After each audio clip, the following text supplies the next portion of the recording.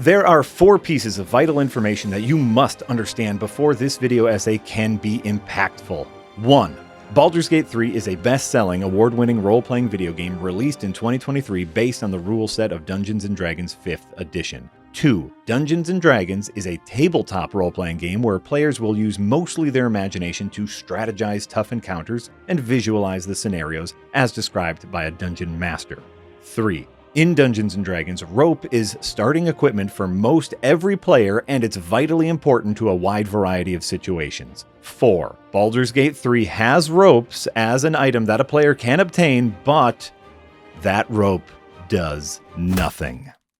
These 4 things you must remember, or nothing that follows will seem as wondrous.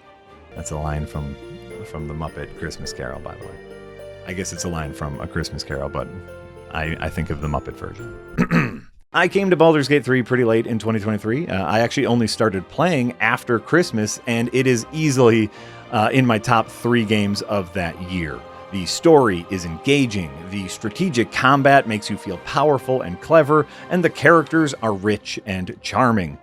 Particularly thinking of a character, the nuance in which the game handles Lae'zel should be applauded. That whole trained from birth to fight only to realize that the world is more complex trope has been done to death in fantasy, but Baldur's Gate 3 makes it seem fresh and effortless, mostly because we are with her during all of the big moments and story reveals. Her slow progression away from her culture's dogmas seem natural while not standing in the way of any of her core character traits, which is being very mean and short with me, which I like. I'm also a veteran D&D'er, but mostly as a dungeon master, so I am really enjoying playing as a character in a campaign. I am slowly breathing in Baldur's Gate 3 the way you just kind of sit with a hot beverage on a winter's morning, just not wanting to waste any bit of warmth. So for me, Baldur's Gate 3, thumbs up. Love it. But here's a situation I ran into while playing. My character, a gnome bard named Tavish, jumps down from a platform to explore these gorgeous ruins. But actually, I want to head back up to the top and poke around some more. The strong fighters in my party have no problem jumping back up, as jump distance is calculated by your character's strength score. But look at me. I'm just this little song singer guy. I don't have any strength. I can't make the jump back up. No problem, because I have the most used tool in all of D&D, rope! And as a seasoned D&D'er, I've been hoarding rope during my playthrough for just such an occasion. I'll just toss my rope to the strong hands of my Githyanki girlfriend so she can pull me back up over the gap. Oh, you can't do that. Okay, a different situation. I'd like to jump down this lengthy expanse, but doing so will damage me and knock me prone, so if there is a creature down there, I would be at a severe disadvantage. Oh, I know, I'll tie the rope around my waist and have my 3 burly fighter ladies slowly lower me. Oh, you can't. Toss a rope to reach a second story? You will not be doing that. Tie up a downed enemy to interrogate them? Nope.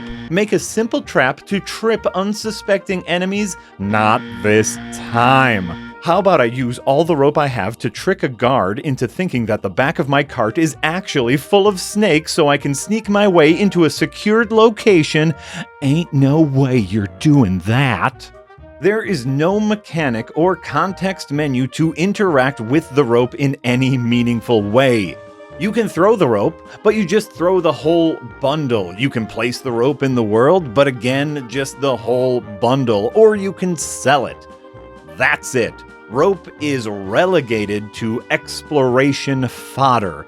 You know, those useless items that fill drawers when there's no treasure to help give the area a sense of verisimilitude.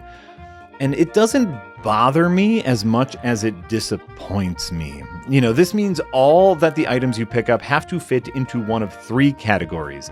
It's upgraded gear, it's quest items meant for one specific use, or it's junk to churn into coins. So what's the big deal? That's just like so many other video games, says my very well-placed straw man. And that is my disappointment. Coming from the flexibility of tabletop RPGs where any object's worth is only limited to the player's imagination, where a jar of pee can end up giving your players 1 HP because of a goof that went too far, or a simple shovel can turn out to actually be a polymorphed warrior because your players believed in a crazy old man. Baldur's Gate 3 does a good job at replicating that tabletop experience most of the time. The synergies in magic spells, using weird character abilities to solve puzzles, Googling how to romance multiple party members only to find out that you can't. But these rope moments immediately put a dent in my immersion. Last year, the game I played that reminded me the most of my tabletop shenanigans was actually Legend of Zelda: Tears of the Kingdom. With its systematic approach to gameplay, I truly felt like I could infiltrate a bokoblin base by any means, whether it be strong, stealthy, or stupid. The inability to use rope doesn't make Baldur's Gate 3 a bad game. I love it, and again, it's in my top 3 for last year. But it's just a reminder of the limitations of video games, especially when we directly compare it to the infinite possibilities offered by other humans in a more traditional D&D campaign.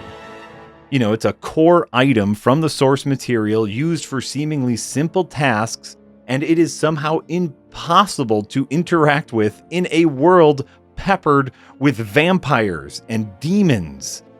Can you talk to a ghost trapped in a piece of jewelry? Absolutely. Can you have sex with a man who is in the shape of a bear? 100%. But can you toss one end of a rope to your friend? I think not.